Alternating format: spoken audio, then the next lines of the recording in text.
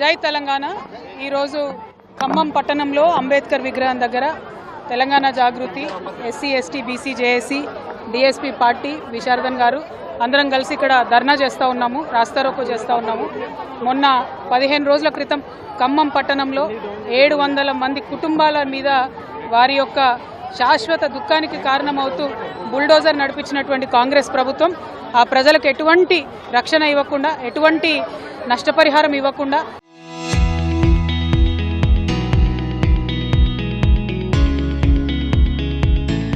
ఇప్పుడు వారందరినీ కూడా ఒకటే చోట పెట్టి, ఒక చిన్న హాల్లో పెట్టి ఇబ్బంది పెడుతున్న పరిస్థితి కనిపిస్తూ ఉంది.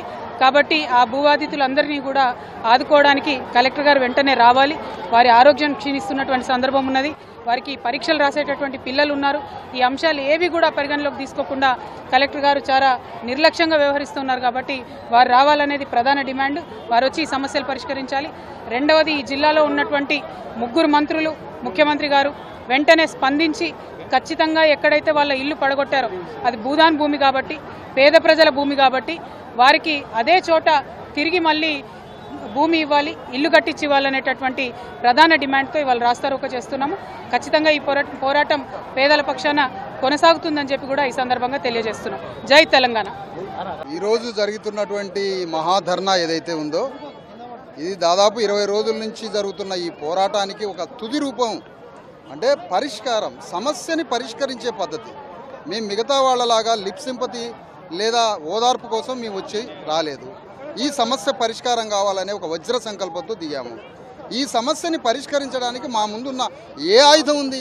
మాకు ఒక భారీ ధర్నా చేపట్టడం, ఒక భారీ నిరసన రూపంతో ఈ మొత్తం దిగ్బంధం చేసి, ఈ దిగ్బంధంతో ప్రభుత్వం దిగి రావాలనే ఒక సంకల్పంతో వేలాది మంది ఇక్కడికి వచ్చి బాధితులతో సహా కూర్చున్నాము. దీనికి మొత్తానికి బాధ్యులు ఈ భూదాన యజ్ఞ భూమిలో, ఏందా సైదా ఓ ఆపే, ఈ భూదాన యజ్ఞ భూమిలో ఏ అయితే ఇండ్లున్నాయో ఆ కూలగొట్టిన ఇండ్లని పునర్నిర్మాణం చేయాలి. అది ఎంత ధనం ఖర్చు అయినా అన్ని వందల ఇండ్లని కూల్చారు కాబట్టి వాటన్నింటినీ పునర్నిర్మాణం చేయాలి. రెగ్యులరైజ్ చేసి బాధితులందరికీ పట్టా కాగితాలు ఇచ్చి ఇండ్లని కట్టించి ఆ కాగితాలను వాళ్ళ చేతిలో పెట్టేంత వరకు ఈ ధర్నా ఇక్కడి నుంచి ఆగేది లేదు. ఆ కలెక్టర్ వచ్చి ఆ హామీ పత్రం మా చేతిలో పెట్టేంత వరకు ఇక్కడి నుంచి కదిలేది లేదు. మమ్మల్ని అరెస్ట్ చేస్తాడా, తొక్కిస్తాడా, చంపుతాడా మాకు తెలియదు. మా ముందున్న ఏకైక కర్తవ్యం ఇది మాత్రం, ఈ పోరాటంతో అది రెగ్యులరైజ్ చేసి మా చేతికి కాగితాలు కలెక్టర్ ఇచ్చేంత వరకు ఇక్కడి నుంచి కదలం. దీన్ని మొత్తానికి బాధ్యుడు ముఖ్యమంత్రి, ఆయన ఆదేశాలతో ఇక్కడ ఉన్న 3 మంత్రులు. ఈ ఖమ్మం జిల్లాలో అధికారంలోకి వచ్చిన వెనువెంటనే వీళ్ళ యొక్క క్రూర పాలన సాగుతూ ఉన్నది. ఇది పేదలకి వ్యతిరేక ప్రభుత్వం. పేదల్ని హింసించి వాళ్ళని దుర్భరంగా ఈ స్థితికి తీసుకొచ్చినటువంటి 3 మంత్రులు వెంటనే రాజీనామా చేయాలని కోరుతున్నాం. అణగారిన వర్గాల పేరు సంపాదించుకుంటున్నటువంటి షెడ్యూల్ కాస్ట్ నియోజకవర్గం నుంచి మంత్రి అయిన మల్లు బట్టి విక్రమార్క, ఇంతమంది వేలాది మంది బాధితుల కన్నీళ్లు తెప్పించిన బట్టి విక్రమార్క రాజీనామా చేయాలి, తుమ్మల నాగేశ్వరరావు రాజీనామా చేయాలి, మరొక మంత్రి శ్రీనివాసరెడ్డి రాజీనామా చేయాలి. కలెక్టర్ ఇక్కడికి వచ్చి వెంటనే వీళ్ళకి హామీ పత్రాలు ఇచ్చి అప్పుడు మాత్రం ఇక్కడి నుంచి కదులుతామని మేము కరాఖండిగా చెప్తున్నాం. ఇందులో అనవసరంగా అత్యుత్సాహంగా పోలీసులు జోక్యం చేసుకొని ఇప్పటికి 10 మందిని జీబులలో వేసుకొని పోయారు. తప్పు, అలాంటి పనులు చేయొద్దు.